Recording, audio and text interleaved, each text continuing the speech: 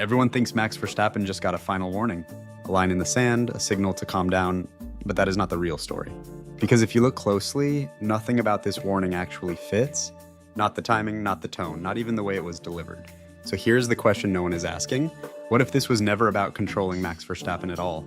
What if the warning was aimed at something much bigger? Because right now, Verstappen is not just winning races, he is redefining control inside Formula One. And when one driver reaches that level, the sport has a history of reacting. Not always directly, not always publicly, but always deliberately. Here's what nobody is saying. This might not be a warning to a driver. This might be a warning to an entire system that has become too powerful. And if that is true, then what happens next is not about one race. It is about the future of the grid. Because once Formula One decides something has gone too far, it does not ask politely. It resets the balance, but before we get there, you need to understand why this even matters. On the surface, the story looks simple. Max Verstappen has been dominant. Red Bull has been untouchable, and naturally pressure starts to build, fans start talking, media starts framing narratives, and suddenly every aggressive move, every radio message, every reaction becomes a headline. So when a warning appears, it feels logical. A dominant driver pushing limits, a governing body stepping in, we have seen this before. And that is exactly why most people accepted the story instantly. Because it fits what we expect, a driver gets too intense, the system pushes back, simple, but here is the problem. If this was really about behavior, the response would have come earlier. If this was really about control, it would have been clearer.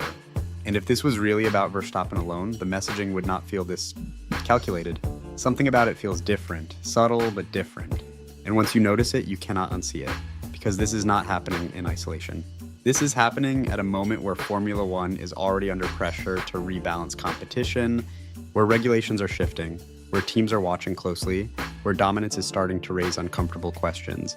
So now the warning means something else, not a reaction, but a signal. And if you are still seeing this as just another Verstappen controversy, you're missing the bigger picture. Because what comes next is where the story really begins. And trust me, once you see it, you will not look at this situation the same way again. At first, the details do not look dramatic. They look small, almost forgettable. But that is exactly how this kind of shift starts. Not with a headline moment, with patterns. Look at the timing. The warning does not come after a chaotic race. Not after a major incident, not even after a controversial penalty. It comes quietly, right in the middle of a period where Verstappen is still in control, still delivering results, still doing exactly what he's been doing for months. So why now? That is the first crack, because in Formula One, timing is never random. Every message is placed, every signal is calculated, and when something appears out of sync with performance, it usually means something else is driving it.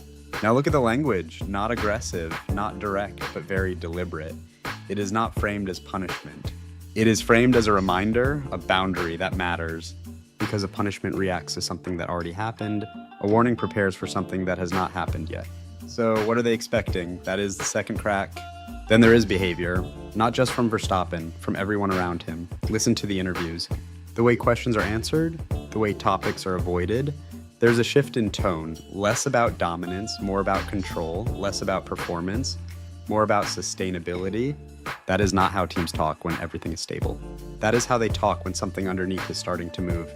And here's where it gets uncomfortable. Because when you stack these signals together, they stop looking like coincidences. They start looking like preparation for a change, preparation for a response. And this is where the surface narrative begins to break. Because if this was just about Verstappen pushing too hard, the system would react directly. Clear rules, clear consequences, but that is not what we are seeing. We are seeing something softer, more strategic, a signal without a direct hit. Which raises a much bigger question. What exactly is Formula One trying to control here? Because it does not look like they are trying to stop a driver. It looks like they are trying to slow down something bigger than him. Something that cannot be addressed with a penalty. Something that requires the entire system to adjust. And this is the moment where everything changes. Because once you stop looking at this as a driver issue, the entire story flips. This is not about Max Verstappen losing control. It is about Formula One realizing that someone else has too much of it. Too much stability, too much predictability, too much dominance built into the system around him. And when that happens, the sport has only one option. It does not fight the driver, it reshapes the environment. Think about it, every era of dominance eventually meets resistance. Not always obvious, not always immediate, but always inevitable. Ferrari had it, Mercedes had it, and every time the shift did not begin with a collapse. It began with small adjustments, regulations, interpretations, subtle enforcement changes. Individually, they look harmless, but together they change everything. This is where the story flips. Because it is not that Verstappen is being warned because he is crossing a line. It is that the system is quietly preparing to redraw the line itself, and once that process starts, it does not stop halfway. Now here's the question. If you believe this is just about one driver, then none of this should matter. But if you're starting to see the pattern, then you already know what comes next. So what do you think this really is? A simple warning? Or the first signal of a system about to push back? Now let's test this idea. Because if this is really about the system pushing back, there has to be evidence. Not theory, not speculation, patterns you can actually point to. Start with history. Formula One has never allowed dominance to run unchecked for long. Look at Scuderia Ferrari in the early 2000s.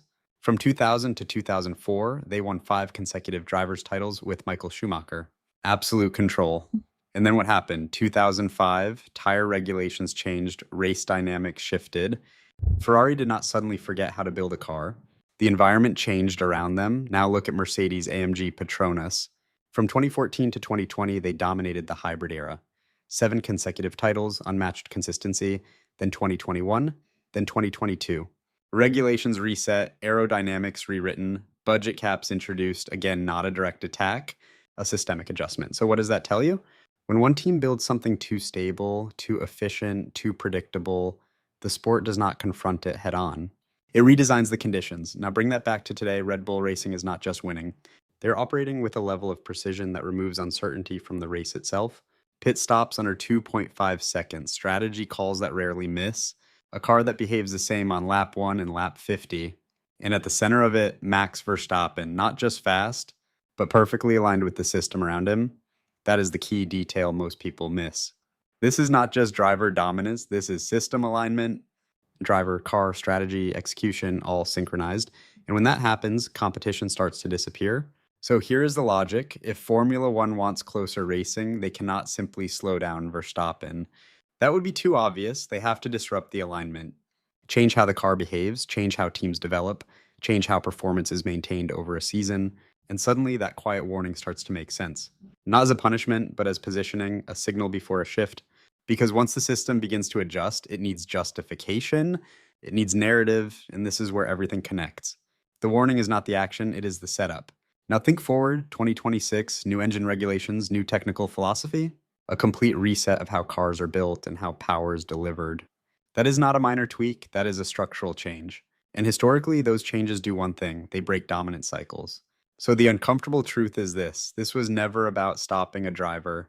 It was about preparing the ground to rebalance the sport. And if that is true, then Verstappen is not being targeted. He is being caught in the middle of a correction. Which leads to the real question, what happens when the system actually succeeds? Because if the balance shifts, if the car is no longer perfectly aligned, if the margins tighten, we finally find out something we have not seen in years. Not how dominant Verstappen is, but how he reacts when dominance is no longer guaranteed. And that's where the next chapter begins. So now it comes down to you. Is this just another moment in a long season? Or is this the first signal that Formula One is about to change everything again? Because if you're starting to see the pattern, you already know this story is not ending here.